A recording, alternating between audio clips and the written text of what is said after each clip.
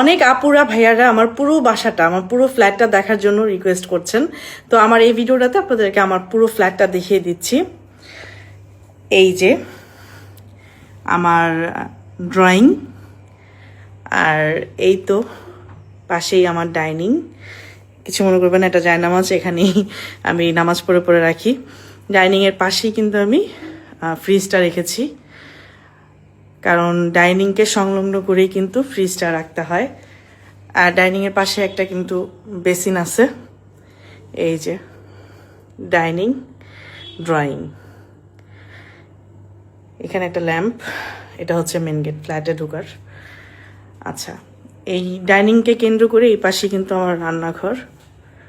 এইখানে আমি আমার ডিপ ফ্রিজটা রেখেছি আর ওভেনটা রেখেছি।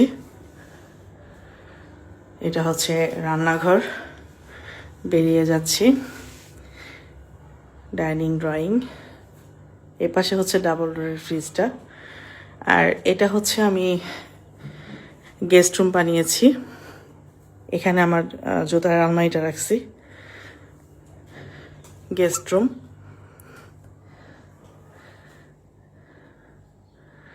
বিদেশে যাওয়ার জন্য, দেশের বাইরে যাওয়ার জন্য, ইন্টারন্যাশনাল ট্যুর দেওয়ার জন্য আমার কতগুলো লাগেজ দেখেন, আলহামদুলিল্লাহ। এইটা হচ্ছে আমার ক্যামেরা, ভিডিওর জন্য কেনা, অনেক আগের এগুলো।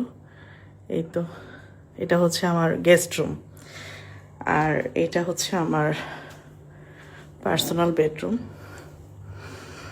একটু এলোমেলো আছে। এই তো এটা হচ্ছে আমার পার্সোনাল বেডরুম। এটা ওয়াশরুম, গোলাপ ফুল। আমি কিন্তু আমার বেডেই টিভিটা রেখেছি, কারণ আমি বিছানায় শুয়ে শুয়ে টিভি দেখি। ওই যে পাশে একটা মিরর আছে, আমার খুব ফেভারিট একটা মিরর। এই তো আমার ভ্যানিটি। বেডরুমে এই কয়েকটা এসিও বেডরুমে। এই তো একটা বেল। এই তো তারপর এই তো বেড থেকে বের হয়েই ডাইনিং, ড্রয়িং। ইনশাল্লাহ আপনাদের সবার ভালো লেগেছে। Thank you.